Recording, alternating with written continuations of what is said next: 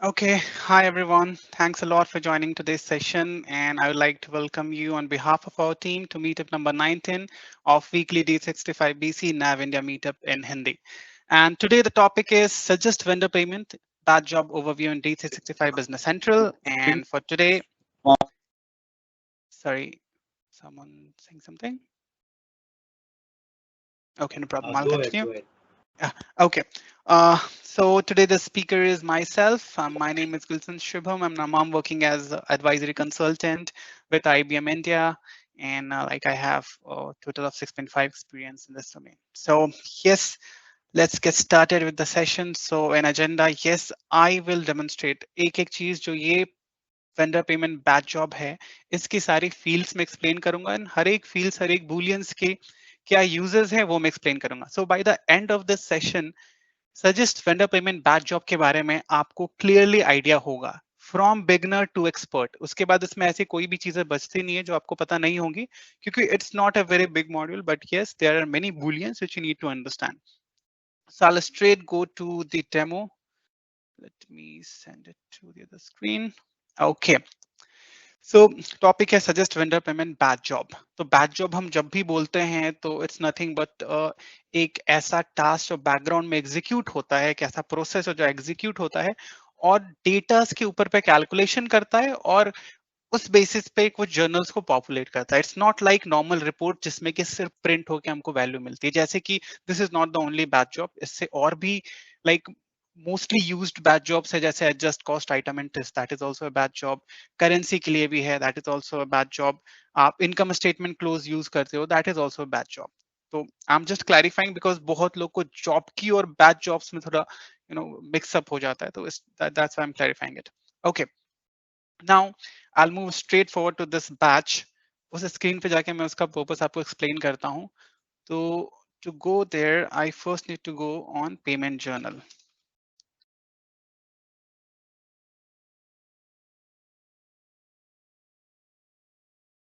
Okay.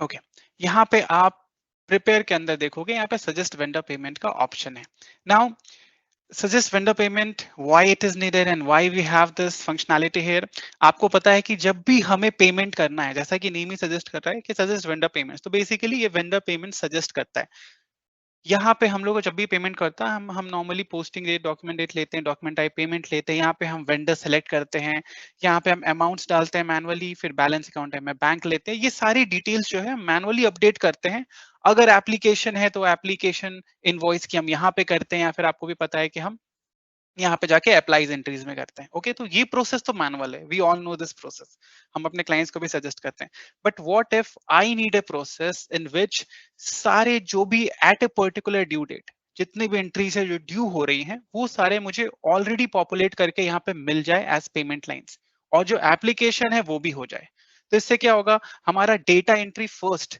वो reduce होगा client will like it कि हाँ भाई यहाँ पे डेटा एंट्री जो भी करना था मुझे like post in date document date amount जो भी अपडेट करने थे एप्लीकेशन करनी थी वो सारा कुछ ऑटोमेटिक हो रहा है ठीक है और दूसरी चीज की if I need to check कि ड्यू किसका किसका होने वाला है तो नॉर्मली हम लोग क्या सजेस्ट करते हैं कि आप वेंडर लेजर एंट्रीज में जाओ और ड्यू डेट के बेसिस पे आप देख लो कि कौन कौन से ओपन एंट्रीज है या फिर हम रिपोर्ट सजेस्ट करते हैं बट यहाँ पे दोनों चीजें हो रही हैं लाइन भी पॉपुलेट होकर मिल जाएंगी तो आपको वो भी पता चल जाएगा कि कौन कौन से ड्यू हो रही है at this particular point and आपको पेमेंट लाइंस मिल रही हैं तो आपका डेटा एंट्री रिड्यूस हो जाएगा तो ये बेसिकली ये टारगेट है ये पर्पस है इस पर्टिकुलर बैच जॉब का और भी है एडवांस्ड अगर मैं थोड़ा सा और जाऊं जो कि नॉर्मली हम लोग यहाँ पे नहीं नोटिस करते कि साथ साथ जो ओपन एंट्रीज है जो ड्यू होने वाली है वो एंट्रीज तो सजेस्ट होती है लेकिन साथ साथ कुछ पेमेंट डिस्काउंट्स होते हैं आपको पता है कि जब भी हम पेमेंट टर्म्स लेते हैं वहां पे एक पेमेंट डिस्काउंट का भी ऑप्शन होता है तो जहां पे भी कोई एक पेमेंट डिस्काउंट सिस्टम को डिटेक्ट होता है जैसे कि ड्यू डेट 30 डेज का है बट 15 डेज में पेमेंट करोगे तो 2% डिस्काउंट तो वैसी वाली एंट्रीज भी डिटेक्ट करके सिस्टम मुझे यहाँ पे सजेस्ट करती है because for my business it is useful कि अगर 15 डेज में मैं पेमेंट करूंगा तो 2% डिस्काउंट है so if I have sufficient fund मैं वो करूंगा ठीक है तो वो एंट्रीज भी यहाँ पे सजेस्ट करती है ओके तो मेन इसकी पर्पस है। पहला कि जो भी ओपन एंट्रीज है, ड्यू एंट्रीज होने वाली है एट ए पर्टिकुलर डेट, वो मुझे पता चल जाएंगी। दूसरा, सारे लाइंस पॉपुलेट हो जाते हैं, तो इससे मेरा जो मैनुअल एंट्रीज है वो बच जाता है, एप्लीकेशन भी हो जाती है। और तीसरा, जितने भी डिस्काउंट वाले एंट्रीज है, पेमेंट डिस्काउंट वाले एंट्रीज, वो भी मुझे यहाँ पे पॉपुलेट हो जाते हैं।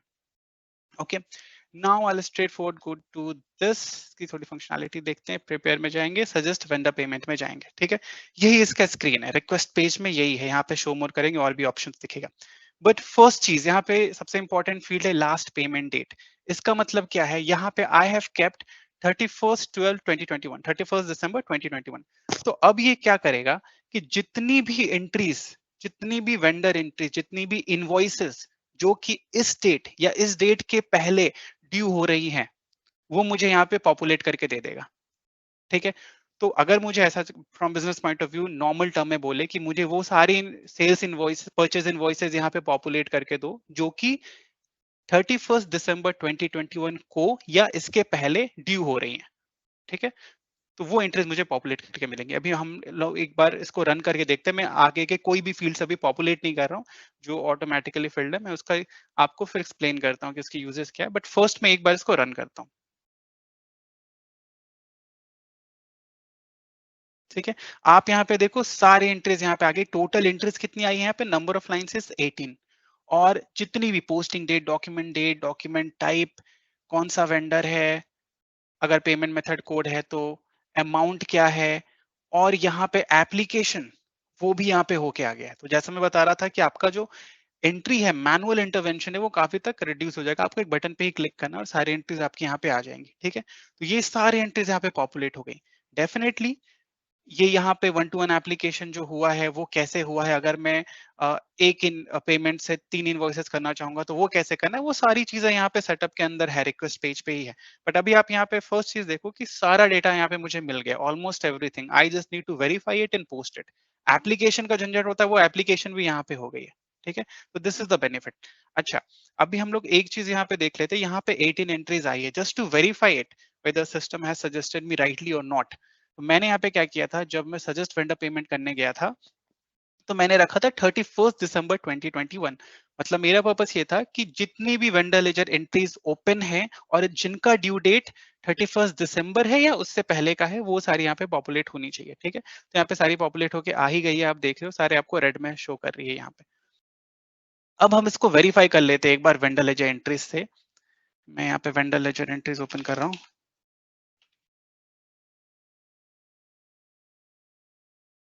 ठीक है, तो मैं क्या करता हूँ, ओपन एंट्रीज पे जाता हूँ। Open equal to yes. ठीक है, अभी आप यहाँ पे देखो मुझे कितनी एंट्रीज मिली है वो मैं देख लेता हूँ। मैं इसको एक्सपोर्ट इन एक्सेल कर लेता हूँ ताकि हम ये वेरीफाई कर लें कि वहां पे जितनी लाइंस मिली हैं और यहाँ पे जो लाइंस है दैट इज बीइंग रिकंसाइल्ड, वो रिकंसाइल्ड है, वो करेक्ट है। ओके, ये एक्सेल में स्क्रीन पे लाता हूँ, ये अभी एक्सपोर्ट किया मैंने। ओके, ये देखो आप, टोटल मेरे पास कितनी 19, it means including header, so it's just 18। ठीक है, तो यहाँ पे भी मुझे 18 एंट्रीज मिली है। इट मींस कि जो वहां पे सजेस्ट हुआ और जो यहाँ पे, दोज आर राइट।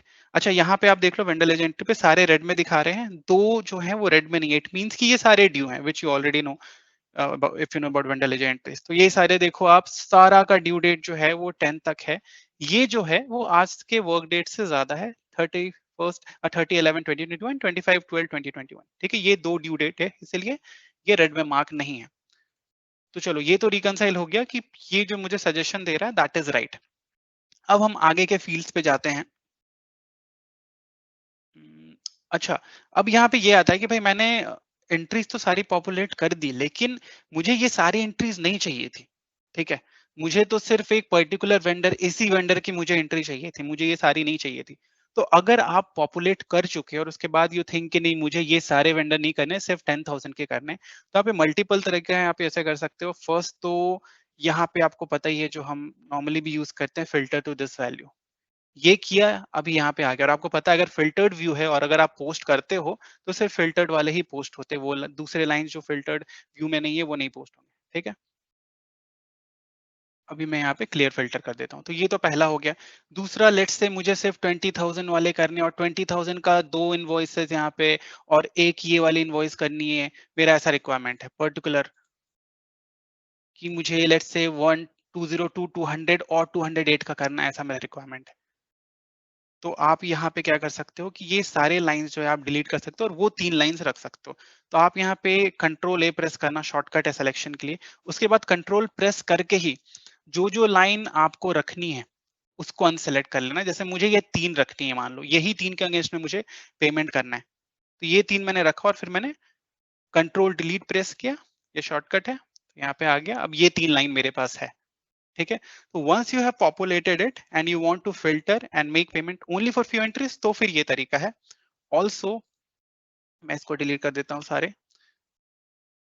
ऑल्सो अगर आपको पहले से पता है कि मुझे सिर्फ 10,000 नंबर वाले वेंडर के लिए करना है, तो यहाँ पे आप देख ही रहे हो कि आपके पास ये एक फास्ट स्टेप है जिसमें कि वेंडर कार्ड पे जितने भी फील्ड्स होते हैं उन सारे का फिल्टर यहाँ पे आपको मिल जाएगा। तो लेट्स से मुझे 10,000 के लिए चाहिए, तो it's very obvious, if I click this and if I click on okay, तो मुझे सिर्फ 10,000 वाले एंट्रीज मिलेंगे, ठीक है। और इसी तरह से आप वहां पे जितने भी फिल्टर्स है, जैसे कि मुझे ऐसा चाहिए कि कोई एक पर्टिकुलर वेंडर जिसका बैलेंस लेस देन 10,000 या मोर देन 10,000 है उतने ही आए, तो वो सारी चीजें आप लगा सकते हो। Now it's on your wisdom कि आप कितने सारे फील्ड्स को फिल्टर्स को कितने तरीके से यूज कर सकते हो, बट वेंडर कार्ड पे जितने भी फील्ड्स होते हैं वो यहाँ पे आपको सारे अवेलेबल हो जाएंगे, ठीक है। ओके तो ये जो फास्ट स्टेप है दिस इज क्वाइट सिंपल। ये हर एक रिपोर्ट पेज पे होता ही है। जनरल लेजर रिलेटेड जाओगे तो जीएल का फिल्टर मिलेगा, ठीक है। तो this fast tab is clear. This fast tab is not specific to this report, advanced ये कॉमन है सारे रिपोर्ट के रिक्वेस्ट पेज पे एंड बैच जॉब्स के रिक्वेस्ट पेज पे। तो यहाँ पे आपको पता ही है, though this is not concern to this session, but maximum row कितना जनरेट करना है। पहले बड़ी बड़ी जब बहुत सारा डेटा होता था तो रिपोर्ट टाइम आउट हो जाता था, तो वो सब टाइम आप यहाँ पे डाल सकते हो कि 5 मिनट तक ही रिपोर्ट प्रोसेस हो, देन जितना भी डेटा आया है वो आउटपुट दे दे, वो सब के लिए। So this was a feature which was not from initial and it has been released in 2020 wave 1 I believe. Okay, यहाँ पे हमारा सबसे मेन फास्ट स्टेप जो है वो है ऑप्शंस। सारी चीज इस बैच जॉब के रिलेटेड, सारे फंक्शनैलिटीज वो इसके अंदर है। इसमें आप देखोगे 3 सेक्शंस है, एक फाइंड पेमेंट का, एक समराइज रिजल्ट का, एक फिल इन जर्नल लाइंस का, ठीक है। तो फर्स्ट में फाइंड पेमेंट, कौन सी लाइंस मुझे यहाँ पे लानी है उसके लिए सारे यहाँ पे हैं। अगर मुझे समराइज करना है रिजल्ट तो उसके रिलेटेड फील्ड यहाँ पे है, और जो जर्नल लाइन पॉपुलेट हो रही है उसमें पोस्टिंग डेट क्या रहेगा, डॉक्यूमेंट नंबर क्या रहेगा, डॉक्यूमेंट नंबर कैसे कैलकुलेट होना है, बैलेंस अकाउंट टाइप क्या रहेगा, ये सारी चीजें के लिए फिल इन जर्नल लाइंस का सेक्शन यहाँ पे हम यूज करेंगे। तो आप ये देखो कि लास्ट पेमेंट डेट ये तो हमने बता दिया फाइन एंट्रीज करने के लिए, this is the most important field. अब हम सबसे पहले जो हमारी जर्नल पॉपुलेट हो रही है उसमें क्या क्या चीजें हैं हम उसको एक बार देख लेते हैं, उसके बाद हम ऊपर वाले फील्ड्स पर जाएंगे। तो फर्स्ट थिंग यहाँ पे देखो आप, पोस्टिंग डेट आपको यहाँ पे दिख रहा होगा, posting date and document date है। तो यहाँ पे मैं जो भी डेट रखूंगा वो मेरी यहाँ पे जर्नल्स पे पॉपुलेट होगी, ठीक है। तो अभी जैसे 31/12/2021 रखा है, ठीक है। यहाँ अभी ये दो फील्ड में स्किप कर रहा हूँ, I'll get back to it। अभी आप देखो स्टार्टिंग डॉक्यूमेंट नंबर यहाँ पे बाय डिफॉल्ट आया है, ठीक है। हमने यहाँ पे कुछ भी इनपुट नहीं किया, जैसे ही आप ओपन करोगे बाय डिफॉल्ट यहाँ पे आ जाएगी। कैसे आएगी, जर्नल में जो भी नंबर सीरीज सेलेक्टेड है उसका लास्ट यूज नंबर सीरीज +1 वहां पे आ जाएगा, ठीक। जैसे कि इसके लिए ये कैश वाला है, एक बार वेरीफाई कर लेते हैं। ये कैश है, let me expand it, edit list, ये नंबर सीरीज यहाँ पे टैग्ड है। आपको यहाँ पे आप देखो लास्ट क्या था, 4003 +1, तो यहाँ पे 4 आ गया है, ठीक है। 4004 आया होगा, ठीक है। यहाँ पे 4004 आ गया, ठीक है। नाउ ये यहाँ पे बाय डिफॉल्ट तो ये आने वाला है, लेकिन if you want to change it to anything like let's say test1, तो वो भी आप कर सकते हो, ओके। मैं डॉक नंबर पर लाइन ये भी आपको बताता हूँ, नाम से ही क्लियर है, बट फिलहाल मैं ये सारे एंट्रीज बताने के बाद इस पे आता हूँ। तो बैलेंस अकाउंट टाइप आप देख रहे होगे बाय डिफॉल्ट यहाँ पे जीएल अकाउंट सिलेक्टेड था। अभी नॉर्मल पेमेंट के टाइम पे क्या होता है, हम बैंक अकाउंट लेते हैं, तो मैं यहाँ पे एक बैंक अकाउंट ले लेता हूँ और यहाँ पे एक नंबर सेलेक्ट हो गया और यहाँ पे bank account, bank payment type है, आपको पता है कंप्यूटर चेक, मैनुअल चेक, ये मोस्टली सब लोग यूज किए होंगे। इलेक्ट्रॉनिक पेमेंट हम ईएफटी के केस में यूज करते हैं इलेक्ट्रॉनिक पेमेंट। आईएटी भी है, आईएटी पर्सनली मैंने यूज तो नहीं किया है but I know that it stands for international ACH transaction, तो ये यूएस में यूज होता है, but both of these are being used in case of EFT payments. Now this is not related to this particular topic, but आप इतना ध्यान रखो कि यहाँ पे आप बैंक पेमेंट टाइप सेलेक्ट कर सकते हो। For now as it is a manual payment, यहाँ मैं यहाँ पे कुछ भी सेलेक्ट नहीं करूंगा, मैं यहाँ पे ब्लैंक रखता हूँ। तो आप यहाँ पे देखो आप कि मैंने यहाँ पे बैंक अकाउंट टाइप लिया है, बैंक अकाउंट नंबर लिया है और स्टार्टिंग डॉक्यूमेंट नंबर मैंने डाल दिया है और मैंने यहाँ पे पोस्टिंग डेट डाल दिया है, ठीक है। और मैं एक बार वापस से इसको रन करता हूँ। एक फिल्टर लगा रह गया था, उसको हटा के रन करते हैं।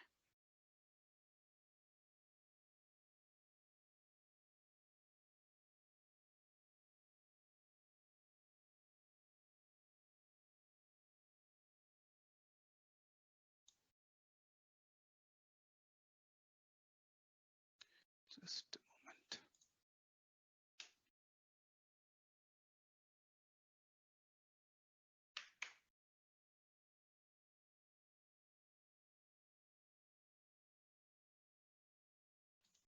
Oh, sorry.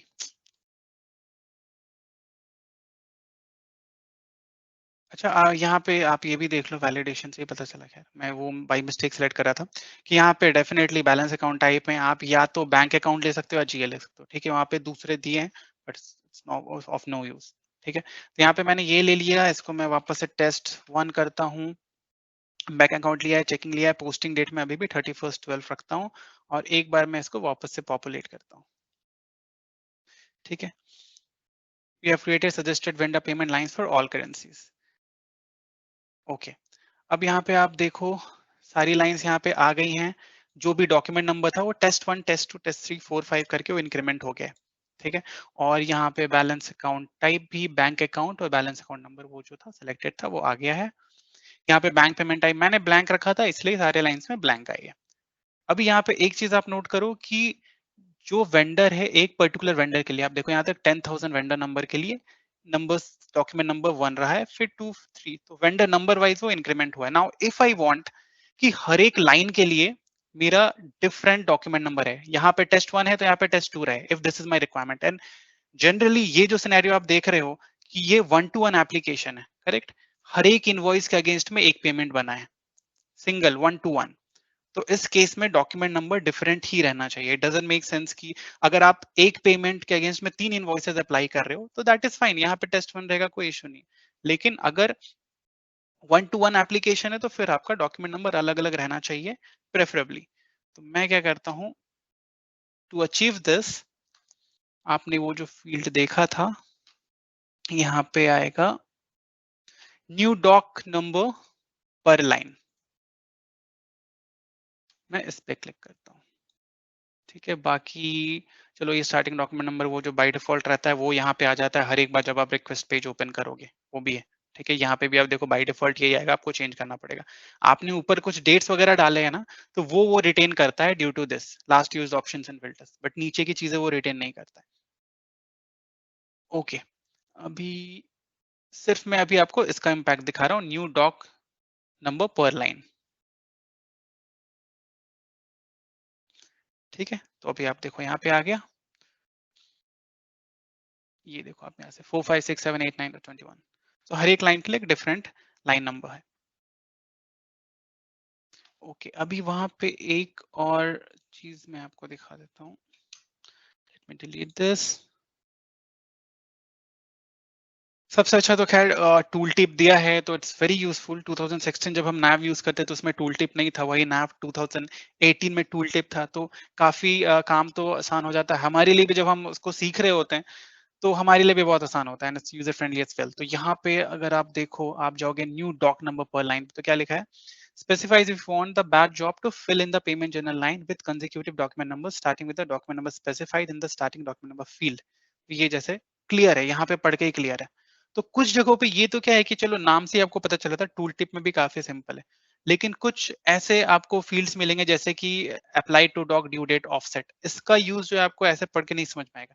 तो इन सब चीजों के लिए काफी यूजफुल रहेगा ये टूल टिप, आप रेफर करना ही करना। ओके। अब मैं जाता हूँ दूसरे फील्ड पे। ये इसमें आप देखो कि फिल इन जर्नल लाइंस के अंदर हमने सारे फील्ड्स कवर किए हैं।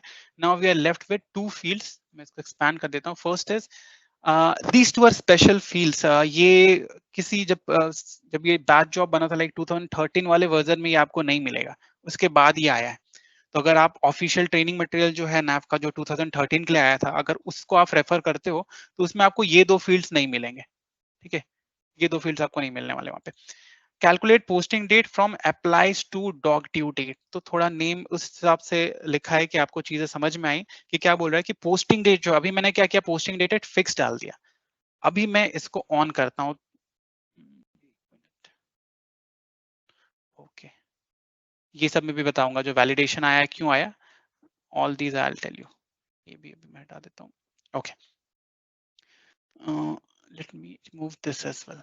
अच्छा, calculate posting date from applies to doc due date, ये मैंने जैसे ही इनेबल किया, पोस्टिंग डेट वाली जो फील्ड है ये डिसेबल्ड हो गई। आप देखो, करेक्ट, ये यहाँ पे डिसेबल्ड हो जाती है। और ये देखो नीचे जो फील्ड है applies to doc due date offset, ये डिसेबल्ड है, ये इनेबल हो जाएगा। ठीक है, तो इसमें क्या करता है कि मेरी जो इनवॉइस की ड्यू डेट है जिसमें वो एप्लीकेशन होने वाला है, अगर आपको चाहिए कि हर एक इनवॉइस का ड्यू डेट ही मेरा पेमेंट डेट हो, यहाँ पे जो जर्नल पॉपुलेट हो रही है, तो इनवॉइस का जो ड्यू डेट है वही as a payment date calculate होके आए और जर्नल में पॉपुलेट हो, तो ये आपको यहाँ पे ऑन रखना है। तो अभी मैं क्या करता हूँ, इसको सिर्फ ऑन रखता हूँ, इस फील्ड को अभी मैं इग्नोर करता हूँ। इसको मैंने ऑन कर दिया, लेकिन ये भी इंपॉर्टेंट है कि इसको ऑन करता हूँ तो ही ये फील्ड इनेबल होती है। तो अभी इस फील्ड को भूल जाते हैं, पहले सिर्फ इसका इम्पैक्ट देखते हैं। तो मैंने इसको ऑन किया है और सॉरी, मैं एक बार यहाँ पे रन करता हूँ।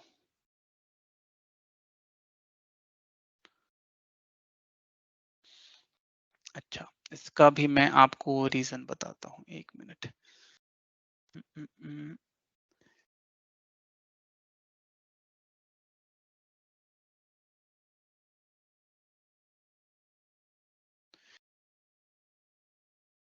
मैं एक काम करता हूँ, क्योंकि मेरे जितने भी इनवॉइसेस हैं वो सब ड्यू हो रहे थे, दो को छोड़कर, और एक जो था वो दिसंबर में था। तो मैं क्या करता हूँ कि एक जो रखता हूँ, मुझे ऐसा चाहिए कि मुझे ड्यू डेट जिसका 2 दिसंबर तक है वही यहाँ पे रखता हूँ। ठीक है, मैंने क्यों किया वो भी मैं आपको बताता हूँ। तो अभी मैंने बैच जो ऐसे रन किया है कि जितने के ड्यू डेट सेकंड को है वो मैंने रखा है यहाँ पर।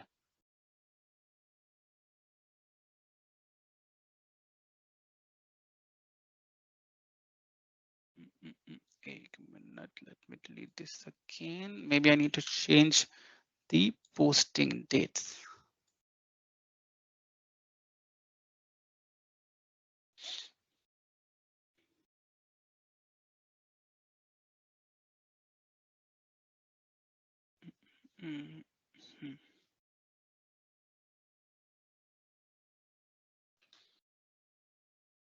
ओके, अभी देखो आप यहाँ पर क्या हो रहा है कि आइडियली क्या होना चाहिए था, ये मेरा जो ड्यू डेट है ना, यहाँ पे देखो आप 31/12, 31/12, 31/12, 31/3। अब ये नहीं लेके आया, क्यों नहीं लेके आया इन सब के केसेस में, क्योंकि अगर आपका जो वर्क डेट है ना वो ड्यू डेट से ज्यादा है, सो यहाँ पे आप देखो कि 31/3 था, तो उस केस में क्या किया, जो करंट वर्क डेट है वो लेके आएगा। तो इस ये वाली चीज का एक कंडीशन है कि आप रन करोगे जब बैच जॉब, तो अगर जो वर्क डेट है वो इन सब इनवॉइसेस के ड्यू डेट से ऑलरेडी क्रॉस हो चुका है, for example today I am on 28 नवंबर और यहाँ पे 31 मार्च है, तो फिर वो 31 मार्च को एंट्रीज क्रिएट करने का कोई पर्पस नहीं बनता है। तो वो इस केस में क्या करता है कि सारी एंट्रीज को वर्क डेट में डाल देता है। लेकिन आपके पास अगर ऐसी एंट्रीज है जो वर्क डेट में नहीं है, देन वो यहाँ पे आपको पॉपुलेट करके देगा।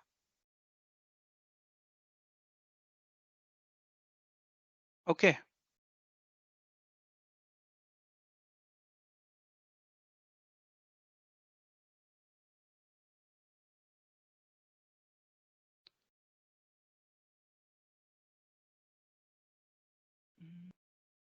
ओके।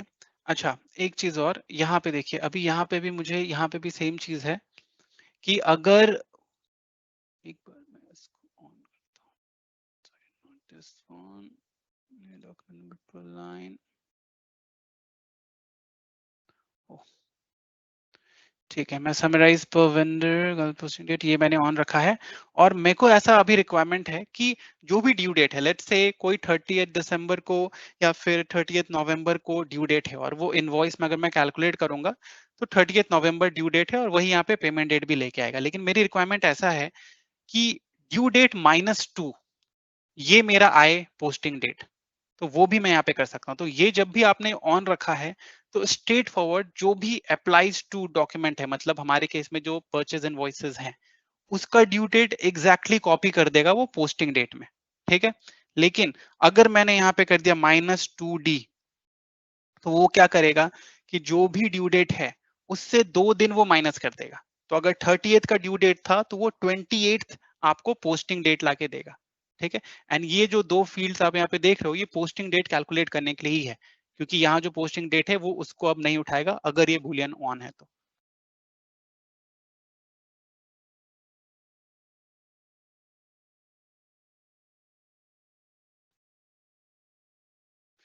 देखिए यहाँ पे एक ये भी आता है कि for one or more entries the requested posting date is before the work date, this posting dates will use the work date. तो जो मैंने आपको अभी बोला था वर्बली, वो यहाँ पे किया है कि posting dates will use the work date. तो इस केस में जो मैंने आपको एक्सप्लेन किया था वो वर्क डेट यूज कर लेगा, क्योंकि requested posting date is before the work date, quite obvious. अच्छा, यहाँ पे आप अब देखो कि आज जो है ये वर्क डेट, यहाँ पे लेट मी चेक यहाँ पे वर्क डेट क्या सेट किया हुआ है। ओके यहाँ पे वर्क डेट 27 है, तो डेफिनेटली हम लोग 28 में आज, बट यहाँ पे वर्क डेट 27 है, तो सिस्टम 27 लेके चल रहा है। तो आप देखो कि ये सारे एंट्रीज के लिए इसने 27 लेके आया। आप देखो ये सारे एंट्री 27 है, ठीक है, वो वर्क डेट लेके आ गया। क्यों? क्योंकि सारी एंट्रीज की जो थी वो पास्ट में ड्यू डेट थी। लेकिन जो दो एंट्रीज है, ये देखो ये दो जो एंट्रीज है जो अभी ड्यू नहीं हुई है as per today's work date, है ना, एक का 30 नवंबर है, एक का 25 दिसंबर है। उसके केस में क्या हुआ, ये 30, इसका इसका पहले हम चेक करते हैं। इस केस में आप देखो 38 था तो यहाँ पे 28 लेके आया, करेक्ट, -2 किया। सिमिलरली यहाँ पे भी आप देखो 23 लेके आया आपका posting date and document date, और यहाँ पे जो उसकी ड्यू डेट थी वो 25/12 था। ठीक है, तो दिस इज क्लियर। अगर मैं वहां से -2D हटा देता हूँ तो ये 38 और ये 25 एग्जैक्टली आएगा। And one more important thing again I am repeating कि अगर कोई पास्ट में है, वर्क डेट से लेस है उनका ड्यू डेट, तो सारा एंट्रीज का जो पोस्टिंग डेट है वो वर्क डेट ही अपडेट होगा। ठीक है, तो मैं इसको डिलीट कर देता हूँ सारे एंट्रीज वंस मोर, सॉरी।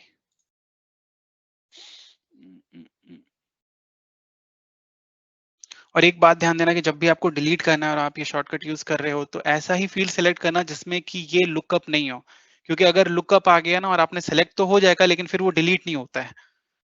तो यहाँ पे मैंने कंट्रोल A किया और ये कंट्रोल डिलीट। ओके, तो यहाँ पे हमने अभी फिल इन जर्नल्स में पोस्टिंग डेट देख लिया, calculate posting date from apply to doc due date ये भी लिख लिया। अगर मैं इसको हटा देता हूँ तो सेम एज पोस्टिंग डेट आ जाएगा। Starting document number, new document number पर लाइन भी हमने देख लिया है। ओके, अभी इसमें ये वाले सारे फील्ड्स हमारे कंप्लीट हैं। इसमें let me see if I am missing something. Okay, nothing, ठीक है। अभी हम चलते हैं समराइज रिजल्ट वाले पे। तो summarize result again very simple, नाम से पता चल रहा है समराइज पर वेंडर। अगर ये टिक नहीं था तो इनवॉइस वाइज लाइन आ रही थी, वो आपने देखा, और 1-to-1 एप्लीकेशन इस केस में हो रहा था। अब मैं इसको समराइज पर वेंडर करता हूँ, बट व्हेन आई से समराइज पर वेंडर, इट्स नॉट ओनली पर वेंडर बट इट्स पर वेंडर पर करेंसी। तो अगर इसी पर्टिकुलर वेंडर की 4 एंट्रीज पड़ी हुई है, 2 यूएसडी में है, 2 आईएनआर में है, और मैं अगर सजेस्ट करता हूं तो एक वेंडर, एक लाइन नहीं बनेगी, एक वेंडर पेमेंट की एंट्री नहीं बनेगी, 2 बनेगी, ईच फॉर करेंसीज। ओके, तो अभी मैं इसको ऑन करता हूँ। ओके, ओके, ये बार बार ऑन है, let me switch it of. अच्छा, अभी मैं ये जो वैलिडेशन आया मैं आपको एक्सप्लेन करता हूँ क्यों आया। देखिए यहाँ पे हम जब समराइज कर रहे हैं और मैं इसको भी ऑन रख रहा हूँ, तो सिस्टम आइडेंटिफाई कैसे करेगा कि मैं अब ड्यू डेट कैसे कैलकुलेट करूं, क्योंकि यहाँ पे तो सारे के इनवॉइसेस का मर्ज होके एक पेमेंट लाइन बना रहा है वो। तो system can not identify, there is no logic to identify कि मेरा पोस्टिंग डेट क्या होना चाहिए। ठीक है, 4 इनवॉइसेस होंगे उसके अंदर उस वेंडर के, चारों के अलग अलग ड्यू डेट होंगे, इसीलिए I can not use summarize पर vendor with this, it doesn't make any sense, there is no logic. तो यहाँ पे ये वैलिडेशन उन्होंने करेक्टली दिया हुआ है। ठीक है, अभी समराइज पर वेंडर पे क्लिक करके, और कोई ऑन नहीं है, okay I will go to this. अभी आप देखो हर एक वेंडर का एक लाइन आया, क्योंकि मेरे इस डेटाबेस में मल्टीपल करेंसीज नहीं है इसलिए, अदरवाइज अगर 10,000 की और दूसरी करेंसी में भी होती तो 2 लाइन आपको यहाँ पे देखने को मिलती। अच्छा, अभी उस केस में तो क्या था, जब मैं इसको अनचेक करके रखा था तो आपको यहाँ पे ही applies to doc type, applies to doc number दिख गई है। बट इस केस में जहाँ पे मैंने समराइज किया है, आपको चेक करना है कि एप्लीकेशन किसके अगेंस्ट में हुआ है। Just let you know, application इस केस में भी होगा। तो आप सीधे यहाँ पे जाना, अप्लाई एंट्रीज में जाना, यहाँ पे देखो आप, ठीक है, एप्लीकेशन आपको दिख रहा है, 10,000 के सारे एप्लीकेशन दिखे, 20,000 में जाते हैं, अप्लाई एंट्रीज, यहाँ पे भी एप्लीकेशन दिखा। तो this is very good, because initially at one point मुझे ऐसा लगता था कि भाई यहाँ पे 1-to-1 एप्लीकेशन ही होगा, अगर मैं समराइज करता हूँ तो नहीं होगा, but this is very good कि वो उस केस में भी होता है, it makes our task easier. Okay,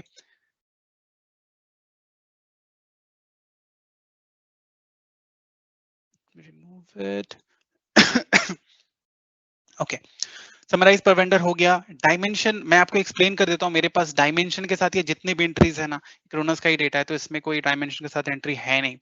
तो मैं आपको सिर्फ एक्सप्लेन कर देता हूँ, लाइक क्वाइट सिंपल, कि अगर यहाँ पे आप जैसा एरिया मैंने सेलेक्ट किया हुआ है, अगर यही वेंडर के अभी जैसे एक लाइन जनरेट हुआ, लेकिन एक इनवॉइस में उसका एरिया एक्स था, दूसरे में वाई होके अगर मैंने परचेज इनवॉइस पोस्ट की होती और समराइज पर वेंडर टिक होता, तो यहाँ पे एरिया 1 एरिया 2 दो वैल्यूज है इस डायमेंशन के, और दोनों परचेज इनवॉइस में अलग अलग टैग्ड है, तो मुझे 2 लाइन यहाँ पे मिलती है, सिंपल एज दैट। ठीक है, तो समराइज करने के लिए या तो आप पर वेंडर कर सकते हो जो फर्स्ट वाला है, और डायमेंशन वाइज भी आप समराइज कर सकते हो, यहाँ पे ये क्लियर है। एंड पर वेंडर में डेफिनेटली करेंसी आना ही आना है, तो पर वेंडर पर करेंसी। ओके, सो ये दो सब सेक्शंस भी clear. Now will move to first one, जिसमें मैंने सिर्फ जो सबसे मोस्ट इंपॉर्टेंट फील्ड है, लास्ट पेमेंट डेट, ये मैंने आपको बताया था। अब हम क्या करते हैं कि यहाँ पे आपको मैं बताता हूँ पेमेंट डिस्काउंट्स। यस, तो आपको सबसे पहले मैं वेंडर लेजर एंट्री दिखा देता हूँ कि पेमेंट डिस्काउंट्स के लिए एलिजिबल कौन सा एंट्री है यहाँ पे फिलहाल। तो आप यहाँ पे जब जाओगे तो आप देखो यहाँ पे ओरिजिनल पेमेंट डिस्काउंट पॉसिबल के अंदर एक ही एंट्री दिख रही है, बाकी में 0 वैल्यूज है। ठीक है, ये जो एंट्री है जिसका कि ड्यू डेट 25 दिसंबर है, वहां पे आपको इतना पेमेंट डिस्काउंट एप्लीकेबल है। कब? अगर मैं 3 दिसंबर तक पेमेंट करता हूँ, तो ये मेरे पास एक है। अभी तो मैं क्या कर रहा था कि जब मैं ड्यू डेट वहां पे डाल रहा था, पेमेंट डेट, तो मैं 31 दिसंबर डाल दे रहा था, तो सारी एंट्रीज आ रही थी। ठीक है, क्योंकि सारी एंट्रीज उस डेट तक ड्यू हो रही थी। यहाँ पे आप देखो, ये लास्ट है सबसे ग्रेटेस्ट, जिसका कि 25/12 है, उसके बाद की कोई एंट्री नहीं है, और मैं 30/12 डाल रहा था। अब मैं क्या करता हूँ कि जब मैं वो बैच जब रन करूंगा, तो मैं पेमेंट डेट वहां पे मैं डालूंगा, लेट्स से 3rd, मैं 3rd का ही डेट डालता हूँ, या 3rd से लेस भी डाल सकता हूँ, तो मैं वहां पे 3rd/12/2021 डालता हूँ। और इस केस में मैं क्या करूंगा, अब ये जो एंट्री है ये ड्यू तो नहीं हो रही है, तो मैं देखता हूँ पहले विदाउट पेमेंट डिस्काउंट रन करके, वो बुलियन को ऑफ करके कि मुझे ये एंट्री मिल रही है नहीं, एंड फिर मैं उसको ऑन करके एक बार आपको शो करता हूँ, तो आपको इस फील्ड का यूज पता चल जाएगा। तो let's go here and let's put 3rd दिसंबर, यहाँ पे भी मैं यही कर देता हूँ, 3rd दिसंबर। समराइज पर वेंडर हटा देते हैं, सॉरी, हाँ इसको ऑफ ही रखते हैं। अभी मैंने 3rd दिसंबर रखा है। ठीक है, और आपको पता है हमारी टोटल एंट्रीज जो ओपन एंट्रीज हैं दिसंबर तक की, वो 18 थी, जो मैंने आपको स्टार्टिंग में दिखाया। यहाँ पे एक्सेल में भी देखो आप, टोटल हमारे पास 18 एंट्रीज हैं। तो इस केस में एक एंट्री कम होनी चाहिए, क्योंकि एक एंट्री दिसंबर में ड्यू हो रही है। Now let me run it.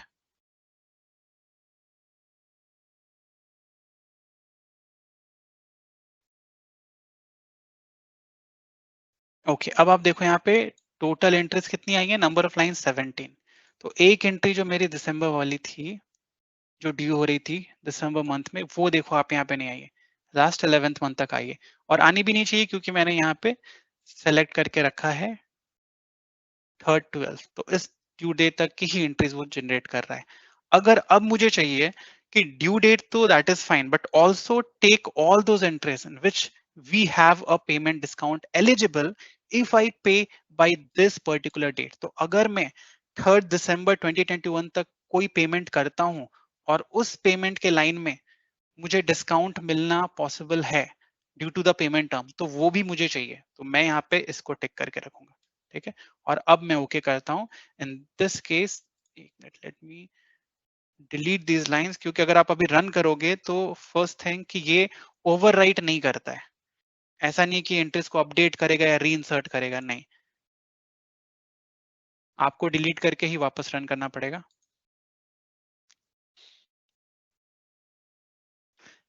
Okay, सो मैं बस इसको ऑन कर देता हूँ and I will run it again.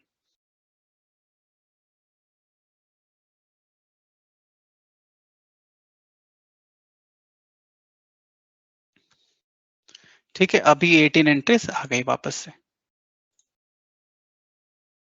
ये आप देखो, ये वाली एक एंट्री है 25 दिसंबर जो अभी ड्यू नहीं है, इसलिए it's not marked in red, and ये एंट्री भी आ गई हमारे पास। तो इस फील्ड का यही पर्टिकुलर यूज है।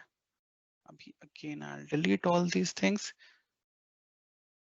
मैं बिल्कुल हर एक फील्ड के एक्सप्लेनेशन के साथ आपको उसका रिलेटेड इम्पैक्ट भी दिखा दे रहा हूँ ताकि आपको क्लैरिटी मिले। I am not combining multiple fields. ठीक है, तो fine payment discount is clear now. अच्छा, पेमेंट डिस्काउंट्स कैसे देते हैं वो तो अलग ही टॉपिक है, but on payment terms you have this field जिसमें आप डेज डिफाइन कर सकते हो, पेमेंट टर्म्स का डिस्काउंट का परसेंटेज डिफाइन कर सकते हो, और आप फिर अगर पोस्ट करते हो पेमेंट टर्म्स में वो एलिजिबिलिटी थी तो फिर you will get those fields जो मैंने आपको वेंडर एजेंट पे दिखाया। Okay, now we have few more fields. Vendor priority है, वेंडर प्रायोरिटी को मैं सबसे लास्ट में दिखाता हूँ। यहाँ पे एक चीज और है, स्किप एक्सपोर्टेड पेमेंट्स। ठीक है, अब यहाँ पे इसके लिए मेरे पास ट्रांजैक्शन नहीं है, बट मैं आपको इसका यूज बता देता हूँ कि यहाँ पे आप देखोगे, क्योंकि इसके ट्रांजैक्शन करने के लिए मुझे पहले डेटा एक्सचेंज डेफिनेशन वगैरह कॉन्फ़िगर करना पड़ता। देखो यहाँ पे आपके पास मैनुअल चेक है, कंप्यूटर चेक है, इलेक्ट्रॉनिक पेमेंट है, इलेक्ट्रॉनिक पेमेंट आईआईटी भी है। तो जब भी हम ईएफटी ट्रांजैक्शंस एक्सपोर्ट करते हैं, अगर किसी ने किया होगा, मैंने ऑस्ट्रेलिया के लिए किया था आउट ऑफ द बॉक्स से, और इसमें जब भी आप यहाँ पे आपको मिलेगा शायद ओके हियर, हाँ देखो आप यहाँ पे जनरेट ईएफटी फाइल है, करेक्ट। तो अगर ये ऑप्शन आप करते हो ना, आपने ये लाइन बनाई है और उसमें जनरेट ईएफटी फाइल कर रहे हो, और एक ईएफटी फाइल जैसे ही डाउनलोड होती है तो यहाँ पे एक फील्ड है एक्सपोर्टेड टू पेमेंट फाइल, तो ये चेक्ड हो जाती है। इसका मतलब ये कि इस लाइन के अगेंस्ट आपने ईएफटी फाइल जो है, जो कि आप बैंक में इंपोर्ट करोगे, वो एक्सपोर्ट हो चुकी है, तो ये यहाँ पे बुलियन टिक हो जाती है। तो इस केस में क्या है, अभी क्या है कि ये पोस्ट नहीं हुई है। इस लाइंस को बहुत लोग क्या करते हैं कि एक्सपोर्ट कर लेते हैं पेमेंट, और जब उनसे कंफर्मेशन मिलता है ना बैंक से कि हाँ आपकी ईएफटी अपलोड करके पेमेंट होगी, तो फिर लाइंस को पोस्ट करते हैं। ठीक है, तो वो लाइन थोड़े टाइम तक, जब तक पेमेंट कंफर्मेशन नहीं मिली थी बैंक से, वहां पे पड़ी होती है विथ दिस बुलियन चेक्ड, अगर आप ईएफटी यूज करते हो तो इस केस में अगर मैं किसी दूसरे बैच में जाके या फिर इसी बैच में मैं वापस से सजेस्ट वेंडर पेमेंट कर रहा हूँ, तो it is obvious that I want to skip these exported payments. ठीक है, तो ये बुलियन सिर्फ इतना ही करता है कि यहाँ पे जर्नल लाइंस पे जाता है, जिसमें जिसमें ये टिक्ड मिलता है उसको स्किप कर देता है, वो लाइंस वापस से सजेस्ट नहीं करता है। ठीक है, इसका यूज इतना ही है। Okay, check other journal batches. अभी जैसे कि आप देखो कि यहाँ पे एक जर्नल बैच ये कैश है, अभी ये एक दूसरा भी है, तो इट मे हैपन दैट कोई और भी अकाउंट्स में होगा जो कि ये पेमेंट सजेशन यूज कर रहा होगा। तो लेट्स से अब यूज सिर्फ इतना है कि अगर कहीं दूसरे बैच में भी वो पेमेंट लाइन ऑलरेडी जनरेटेड है और आप भी बैठ के जनरेट कर रहे हो, तो वो दूसरे लाइन से मैच कराएगा, और अगर वहां पे मिलती है तो यहाँ पे जनरेट नहीं करेगा। As simple as that. तो मैं अभी यही करता हूँ कि यहाँ पे मैं सजेस्ट वेंडर पेमेंट में जाता हूँ और सारी लाइंस जनरेट कर देता हूँ। ठीक है, ड्यू डेट बिल्कुल दिसंबर तक का रख लेता हूँ ताकि सारे ही एंट्रीज आ जाए। अब ये देखो, ये दूसरी जर्नल है, ये जर्नल अभी तक हम ये बैच हम अभी तक यूज नहीं कर रहे। ठीक है, now I will keep this entries here. Now this another employee who uses this batch for all the entries. अब मैं यहाँ पे जाता हूँ, suggest vendor payment करता हूँ, ये सब चीजें मैं भी हटा देता हूँ, booleans का यूज बता चुका हूँ। अच्छा, अभी मैं यहाँ पे check other general batches off रखता हूँ और मैं अगर यहाँ पे टिक कर रहा हूँ, ओके कर रहा हूँ, तो सारी एंट्रीज मुझे आ गई, 18 की 18 एंट्रीज आ गई, ठीक है। बट दिस इज रॉन्ग क्योंकि वो ऑलरेडी वहां पे भी जनरेट करके लाइंस पड़ी हुई है। तो मैं इस बार क्या करूंगा, मैं यहाँ पे इसको चेक करता हूँ। अब मैं इसको ओके करता हूँ। अब यहाँ पे आपके मैसेज पढ़ लो कि there are payments in other journal batches that are not suggested here. This helps avoid duplicate payments. To add them to this batch, remove the payment from the other batch and then suggest payment again. So this is a very good user friendly message. ना में बहुत कम जगह पे ऐसे messages है जहाँ पे आपको रीजन भी बता देता है एंड उसका एक्शन पॉइंट भी बता देता है, ठीक है। तो this is very good. Do you want to review the payments from other journal batches now? So even if you don't have access to other batches, you can just review those.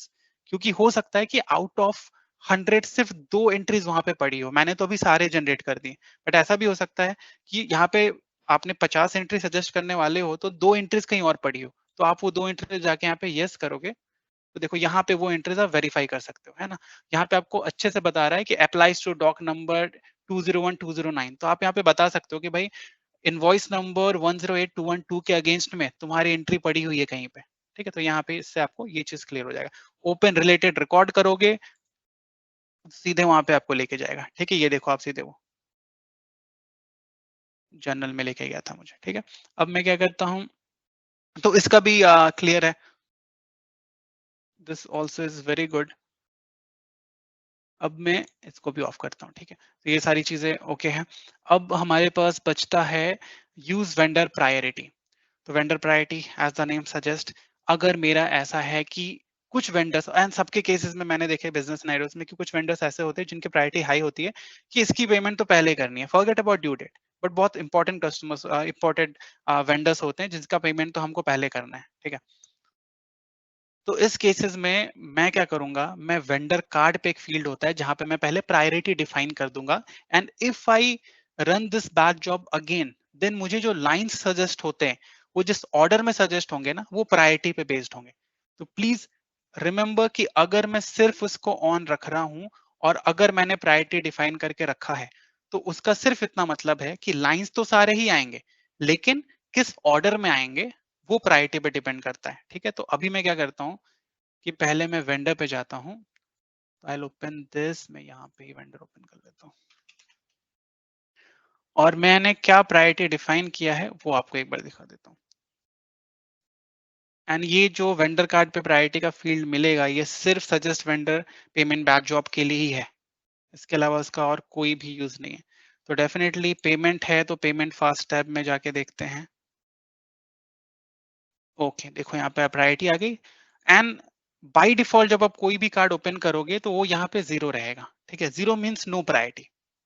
जैसे कि मैं इसको on करता हूँ, यहाँ पे आप देखो प्रायोरिटी 0 है, तो I have not inserted 0। By default हर एक कार्ड पे जब भी आप न्यू क्रिएट करोगे ये 0 रहेगा, 0 means no priority and 1 means top priority, then second means second priority, third, it goes simply like this. तो यहाँ पे मैंने 1 डाला, it means this is first priority, then second priority and ये थर्ड वाले में मैंने थर्ड प्रायोरिटी डाल दिया है, ठीक है। Here even first second third के बाद मैं 7 भी डाल दूंगा, डजंट मैटर, वो ग्रेटर नंबर है तो वहां पे लेस प्रायोरिटी ही कंसीडर करेगा। तो यहाँ पे आप देखो मैंने just to simplify the transactions मैंने यहाँ पे 10,000 में 1, 20,000 में 2, 30,000 में 3 रखा है, ठीक है। ओके अब मैं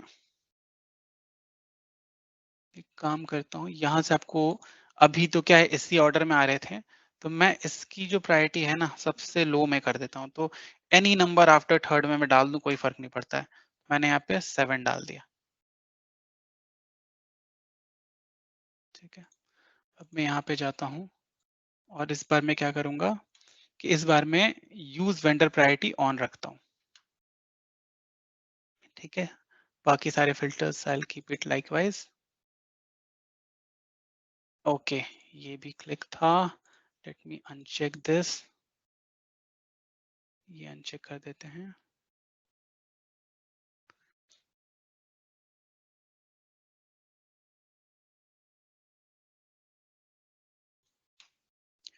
यहाँ पर 10,000 is less priority. Okay, how it is top. Still, just a moment. Let me check.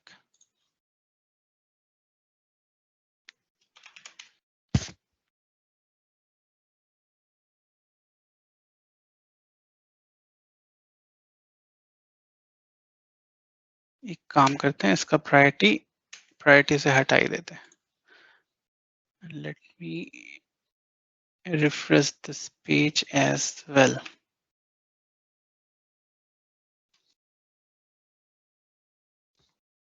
Oh, that's why वो यहाँ पे अपडेट नहीं हुआ था.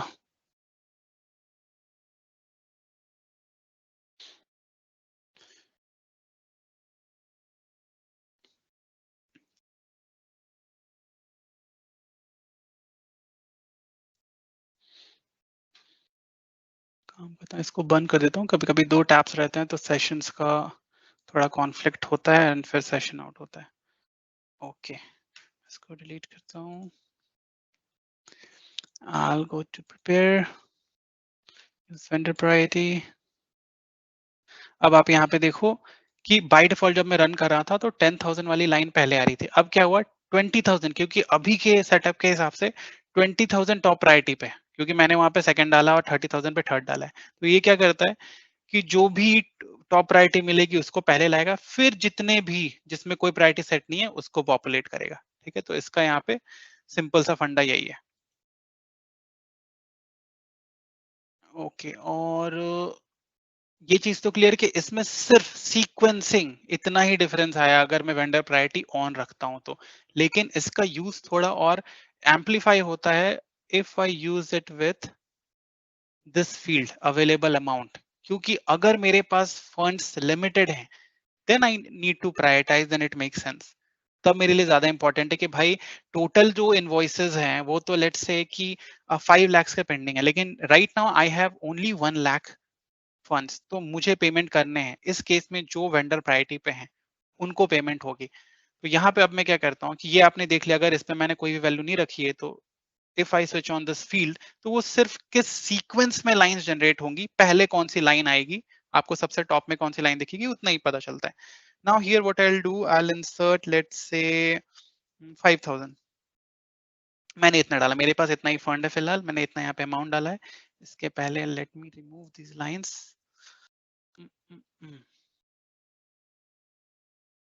ओके, ठीक है, मैं यहाँ पे डालता हूँ 5,000. अब मैं इसको ओके करता हूँ. देखो अब क्या क्या इसने, आप देखो सिर्फ 10 लाइंस आए हैं, टोटल मेरे पास 12 थी. तो ये वेंडर प्रायोरिटी के बेसिस पे, तो मेरा टॉप प्रायोरिटी 20,000 का था, 10,000 मैंने आपके सामने वेंडर प्रायोरिटी रिमूव कर दिया था. तो ये क्या करता है, सबसे पहले तो वेंडर प्रायोरिटी देखता है. दूसरी चीज ये क्या देखता है कि कोई भी एंट्रीज अगर फुल्ली अप्लाइड, मान लो कि यहाँ पे ये 20,000 के दो इनवॉइसेस हैं लेकिन दोनों पार्शियली पेड थे, तो वो उसको कंसिडर नहीं करेगा. इट मींस कि only those invoices which can be paid fully, उनको कंसिडर करता है वो. जस्ट करेक्शन हियर, यहाँ पे फंड्स के बेसिस पे लेट्स से अगर मेरे पास 100 बचा हुआ है और 200 का एक इनवॉइस पड़ा हुआ है और वो प्रायोरिटी पे है तो उसको अप्लाई नहीं करेगा. दूसरी थर्ड प्रायोरिटी पे जाएगा और वहां पे कोई 100 का पड़ा है तो उसको अप्लाई कर देगा. लेकिन अगर लॉजिक वाइज देखा जाए तो मेरे पास 200 फर्स्ट प्रायोरिटी का भी एक इनवॉइस था जिसमें कि $200 थे, तो उसमें हाफ अप्लाई नहीं करेगा, $100 नहीं अप्लाई करेगा, ऐसा नहीं करता है. ठीक है, तो ये चीज एक देखना है कि जो भी एंट्रीज फुल्ली पेड होती हैं उसी पे वो एप्लीकेशन होगा irrespective of priority. This is also important when I use this function. Also अगर मान लो प्रायोरिटी भी कंसिडर कर लिया, फिर फुल्ली पेड है वो भी कंसिडर कर लिया, तो लेट्स से 20,000 में ये इतनी सारी, अब जैसे ये 10,000 में देख लो आप, इतनी सारी एंट्रीज है और सब प्रायोरिटी 1 पे है. ठीक है, और सब फुल्ली पेड हो सकते हैं, तो ये किस ऑर्डर में उसको पेमेंट अप्लाई करेगा. तो वहां पे क्या चेक करता है कि किसकी ड्यू डेट सबसे अर्ली है. ठीक है, तो ये थर्ड चीज ये चेक करता है. तो तीन सबसे इंपॉर्टेंट चीज है. पहला कि वेंडर प्रायोरिटी डेफिनेटली, दूसरा वो एंट्री जो फुल्ली पेड हो सकती है उनके ऊपर ही एप्लीकेशन होती है, और तीसरी कंसिडरिंग बोथ टू कंडीशंस, सबसे अर्लीस्ट ड्यू डेट किसका है वो थर्ड लेवल पे कंसिडर होता है. ठीक है, तो इतनी कंसिडरेशंस के बाद ये लाइंस आपको प्रॉपर मिल जाती है। Okay okay, now I don't see if anything is left here. No, nothing is left. Fine payment discount हो गया, अवेलेबल अमाउंट भी हो गया। अच्छा, यहाँ पे एक चीज और मैं आपको दिखा देता हूँ कि suggest vendor payment batch job के अंदर कोई भी एंट्रीज अगर ऑन होल्ड है तो यहाँ पे वो सजेस्ट नहीं करेगी, लेकिन ऑन होल्ड वाली एंट्रीज की आप मैनुअली पेमेंट्स बना के पोस्ट जरूर कर सकते हो। लेकिन अगर आप suggest vendor payment batch job use कर रहे हो और अगर कोई भी एंट्री ऑन होल्ड पे है तो वो आपको सजेशन में नहीं आएगी। अभी ऑन होल्ड जब हम बोलते हैं तो if you go to vendor ledger entries,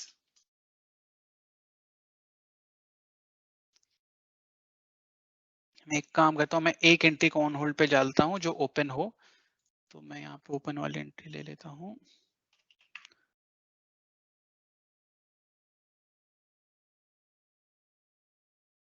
ठीक है, तो एक काम करते हैं, ये जो एंट्री आप सबसे लास्ट में देख रहे हो, यहाँ पे देखो आपको एक फील्ड मिलेगा on hold.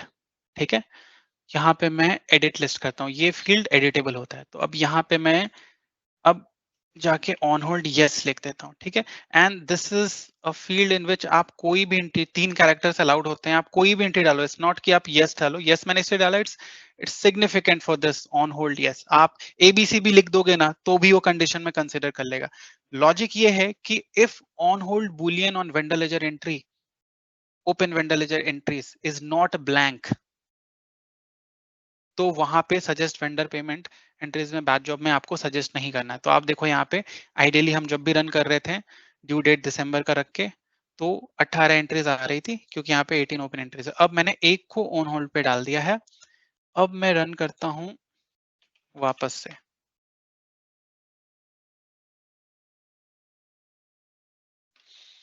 Okay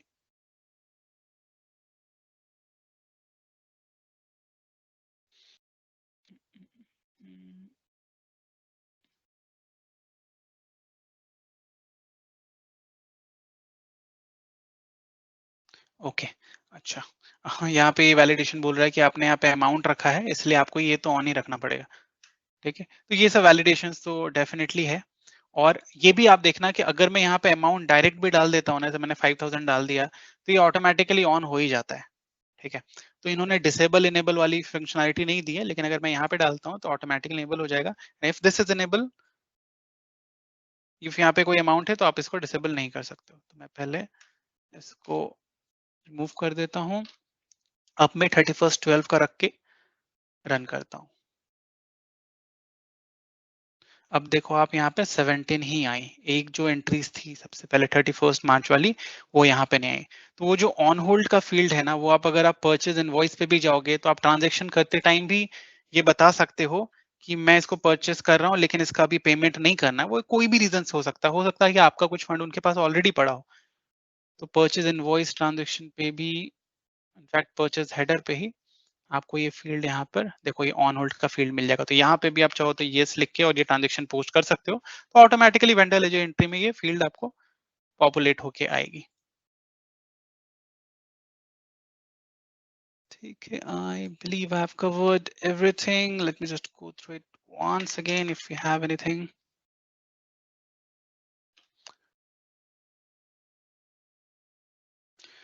Yes, so yes, we have covered everything here. Okay, yeah. So now if you have any questions, feel free to ask.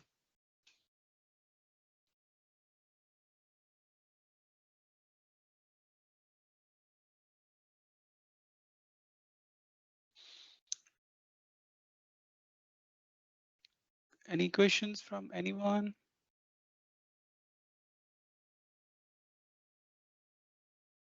Okay, no questions? Good. Hmm. तो for the next sessions probably हमारा next session bank reconciliation पे ही होगा। And कुछ लोगों ने उसके लिए request भी किया था, तो बैंक रिकंसिलेशन वाले सेशन के लिए the speaker will be Dhaval. And you know that अगर परमानेंट अटेंडी होना है तो आप मेल भी कर सकते हो, या फिर जब भी आप रजिस्टर कर रहे हो तो वहाँ पे अपने एक बुलियन डाल ही दिया है। So yes, if you don't have any questions, then thanks a lot for joining. Enjoy the rest of your day. Thank you, everyone. Thank you Gulshan. Thank you. और मैंने मेल भी किया था शायद इन्वेंटरी रिकंसिलेशन और साथ में Right. GL हाँ Inventory GL. You mean by GL plus value entry reconciliation, right? हाँ all reconciliation like bank inventory GL Okay, FA okay. Definitely, reconciliation हाँ. ऑल तो द थिंग्स। बैंक तो खैर next week में cover हो रहा है. Dhaval will take it. And उसके बाद हम फिर GL value entry reconciliation ये सब का भी देखते हैं. Definitely. So yes, I got your mail. Thank you so much. Thank you, Gulshan. Thank you. Thank you so much. Thank you, Sachin, Sarabjot, Balaji. Thank you, everyone.